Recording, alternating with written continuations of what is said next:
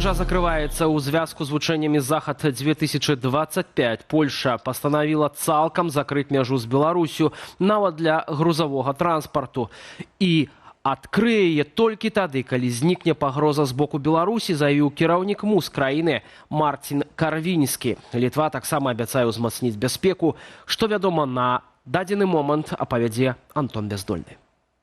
Пра закрыццё мяжы з Беларусю прэм'ер-міністр Польшчы Дональд Туск заявіў падчас планавага паседжання польскага ўраду. Ён звязаў такое рашэнне наўпрост з вучэннямі «Захад-2025» на тэрыторыі Беларусі.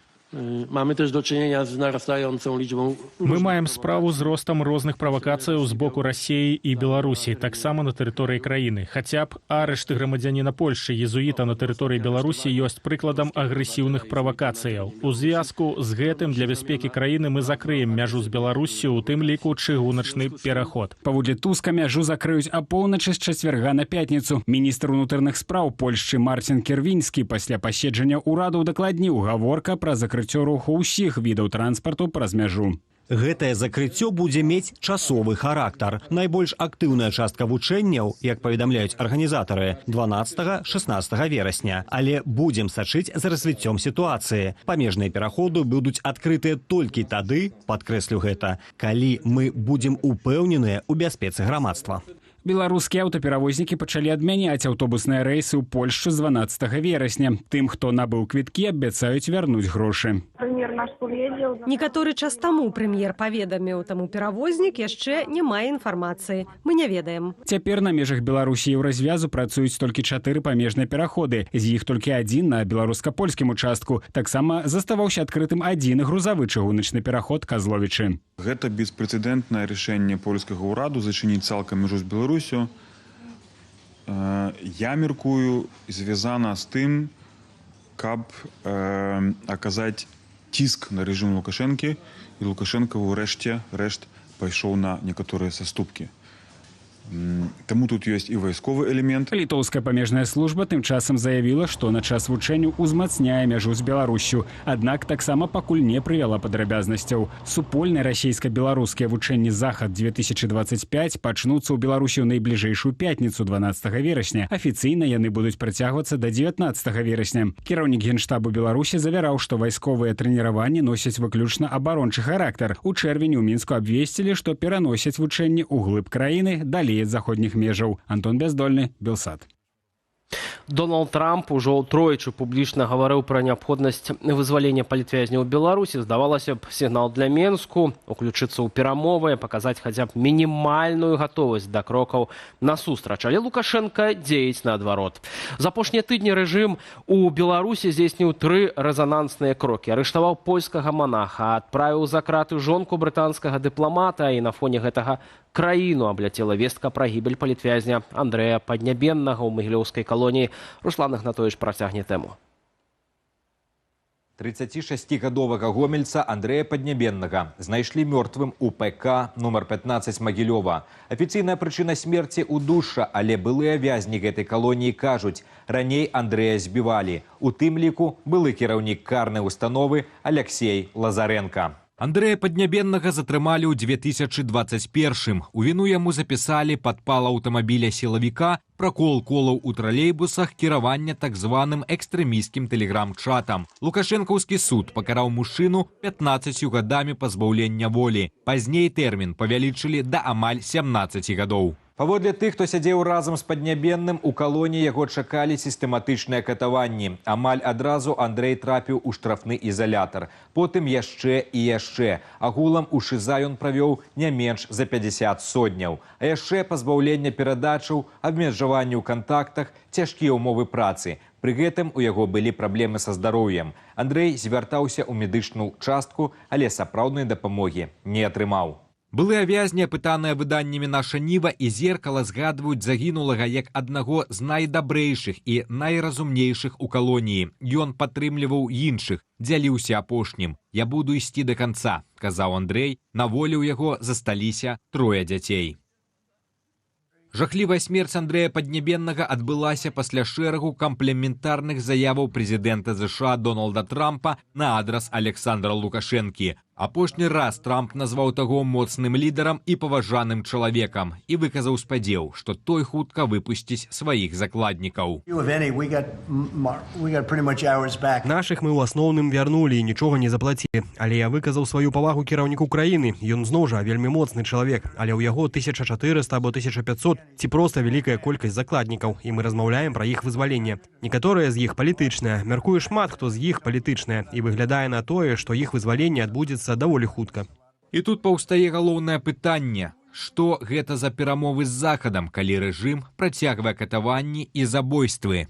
Ці не баіцца Лукашенка, што ў выніку не атрымае нічога? І цікава, што далей будзе рабіць прэзідэнт Трамп. Руслан Ігнатовіч, Белсат.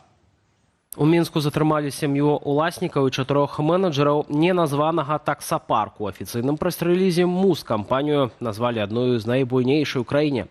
Там працаўладкаваныя больш за 1000 таксоўцаў. Міліцыя і падатковая вінавацяць бізнесоўцаў ва ўхіленні ад сплаты падаткаў. Паводле следства фірма заніжала рэальны заробак таксоўцаў, а розніцу плаціла ў канвертах або як пакрыццё фіктыўных выдаткаў на бензін. Сцвярджаецца, што сума сыходу ад падаткаў склала больш за 5 мільёнаў рублёў. Звыш прыбыткі уласнікі трацілі на куплю нерухомасці і дарагія аўты падчас ператрусу. Быццам бы знайшлі інструкцыю, як сябе паводзіць падчас допыту ў сілавых органах. Распачатая крымінальная справа, затрыманым пагражае да 7 гадоў зняволення.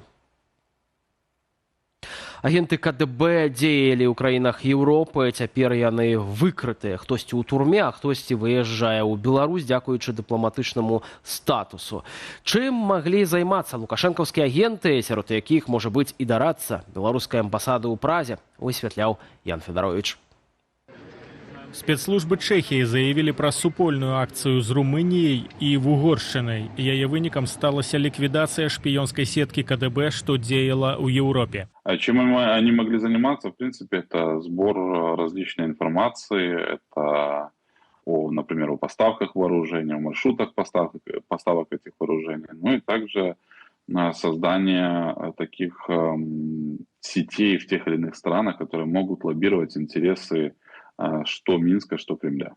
Ва ўдзеле ў шпіёнскай сетцы абвінавацілі беларускага дыпламата ў Чэхіі і абвесцілі яго персонаю нон-грата. Паводле крыніцаў Радыё Свабода гаворка пра Мікалая Дукшту, дарадцу беларускай амбасады ў Празе. На дадатак, Польшча таксама вышле беларускага дыпламата, якога абвінавацілі ў спрыянні агрэсіўным дзеянням. Подорваны серьезно возможности Российской Федерации за рубежом, и, возможно, они укрепляют свои отношения оперативные с союзными спецслужбами, прежде всего с КГБ в Беларуси, и пользуются их услугами точно так же, как в советское время существовало сотрудничество между КГБ Советского Союза, а также Штази в ГДР. У склад шпіёнскай сеткі КДБ уваходзіў былы намеснік дырэктара службы інфармацыі і бяспекі Малдовы Александру Белан, якога затрымалі ў Румыніі. Паводле G4 медыа яго падазраюць у перадачы сакрэтных звестак спецслужбам Лукашэнкі. Спайка Молдова-Румыния – это логика абсолютно логичная, геополитическая, культурная,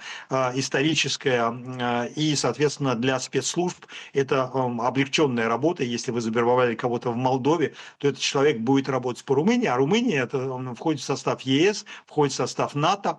И тут получается огромное количество элементов, интересующих российские спецслужбы. На дадатак, як паведамляюць журналісты вугорскага выдання «Телекс», яшчэ адзін беларус мае дачыненне да шпіёнскай сеткі. Гэта неназваны мужчына, які, цытата, «жыве каля польска-беларускай мяжы, працуе таксістам і ёсць чальцом беларускай апозіцыі». Есть те люди, которые доверяют и думают, что, в принципе, если они будут сотрудничать, то, например, им будет дана возможность вернуться в Беларусь. Многие люди выполняют, как я уже сказал, какие-то задачи, абсолютно не понимая контекста, и думают, что они ничего такого, в общем-то, не делают, но при этом они все больше и больше погружаются именно в эту вот пучину проблем для себя. У ліпені прэм'ер-міністр Польшчы Дональд Туск паведаміў пра агулам 32 асобы, затрыманыя за супрацу з расійскімі спецслужбамі. На іхным рахунку дыверсіі, падпал і гвалт. Сярод падазраваных ёсць і беларусы. Ян Федарович, Белсат.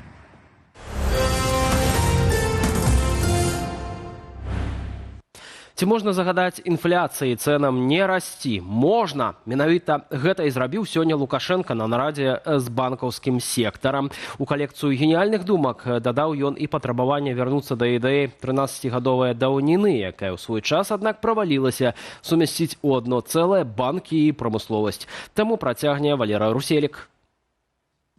Цитата. «Незаконные драконовские санкции пережили. Ситуация у грошово-кредитной сферы и на валютном рынку опасения не выкликая, але расслабляться не варто». Лукашенко сегодня провел нараду с аппаратом Национального банку и кіраўніцтвам банков. Не обошлося и без подкресленного клопоту про звычайных громадянов. Я слышу жалобы в адрес банков от обычных людей.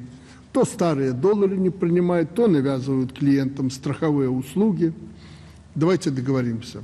С 1 января 2026 года наличие таких фактов автоматически повлечет за собой дисциплинарную ответственность руководителей. Вось толькі навошта, калі ты гэтак клапоцішся пра людзей, адкладваць развязанне праблемы ажно да Новага года. Ну, дастаткова ж папросту заклікаць банкі трымацца ўласных жа інструкцыяў і прымаць у грамадзянаў замежную валюту, не ствараючы панікі. Это на самом деле было частично вообще совершенно сознательная политика Нацбанка, и это один из способов тоже вот как бы, как это называется, девалютизации в стране, да. Ну, то есть напугать людей, вы не покупаете доллары, потому что вот сегодня вы купите эти доллары, а завтра вы пойдете в банк, и вы их продать не сможете. Поэтому не надо покупать доллары, поэтому храните белорусские деньги в каких-нибудь банках. Слово эксперта падмацоўвае і статыстыка. Толькі за жнівень фізічныя асобы ў Беларусі прадалі на 176 мільёнаў 300 тысяч долараў США больш, чымся купілі. А калі лічыць з пачатку года, то чысты продаж наяўнай і без наяўнай замежнай валюты перавысіў $1 мільярд.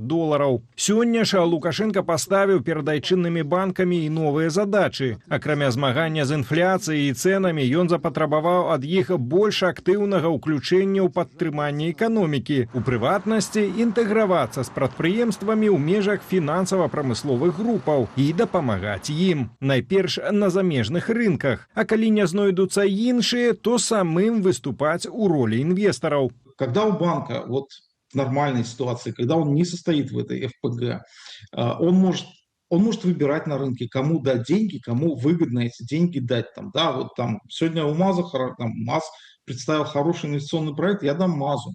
А там завтра Санта Бремер придет и представит еще лучше, так я дам и Санта Бремер. А так он будет сидеть на МАЗе, и вообще у МАЗа нет никакого стимула давать хороший инвестиционный проект, потому что у него есть банк, зачем? Як жа шукаць замежных інвестараў і пакупнікоў? Рашэнне ў часе нарады не прагучала. Між тым прадаваць беларускую прадукцыю робіцца ўсё цяжэй нават у Расію. Толькі за першае паўгоддзе сёлета айчынны экспарт за ўсходнюю мяжу скараціўся на 2,5%, а дэфіцыт гандлю склаў $3,5 мільярды. Валер Руселік, Белсат.